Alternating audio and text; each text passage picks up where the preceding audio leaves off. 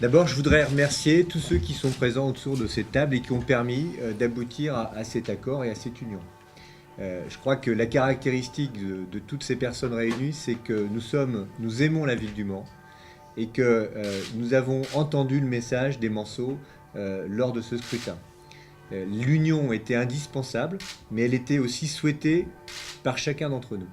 Et ce résultat et cette union vont nous permettre, j'en suis sûr, face à la désunion de la gauche, qu'on ne peut pas qualifier autrement, puisque le maire aujourd'hui se retrouve totalement isolé dans ces accords, va nous permettre de trouver les conditions pour l'emporter dimanche prochain, car à l'image du reste du département, à l'image de beaucoup d'endroits en France, il y a une volonté de changement, une volonté à la fois qui tient à la situation locale, avec tous les sujets qui ont été abordés pendant cette campagne, la situation financière de la ville avec le MM Arena, les problèmes de sécurité, les problèmes de fiscalité, les problèmes d'emploi, qui sont des problèmes qui préoccupent chacune et chacun d'entre nous.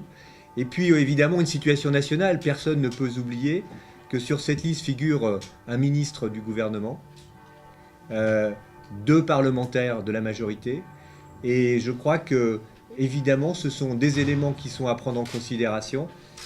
À la fois, bien sûr, une gestion locale, mais aussi une gestion nationale. Et je crois que les Manceaux sont tout à fait sur cette ligne, en pensant qu'il faut à la fois dire à M. Boulard que la gestion n'a pas été bonne, mais aussi que le gouvernement ne poursuit pas cette bonne gestion. Face à la désunion de la gauche qui est avérée aujourd'hui, c'est une liste qui est faite pour gagner.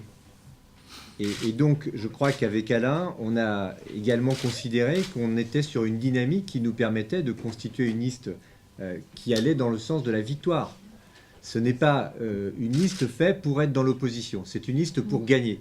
Parce qu'on veut faire passer ce message aux Manceaux, que ce rassemblement, il est sur la base d'un programme, comme tu viens justement de le dire, qu'il est sur la base d'une volonté très clairement affichée auprès des Manceaux, et que cette constitution de liste, elle est faite dans l'objectif de gagner la ville du Mans.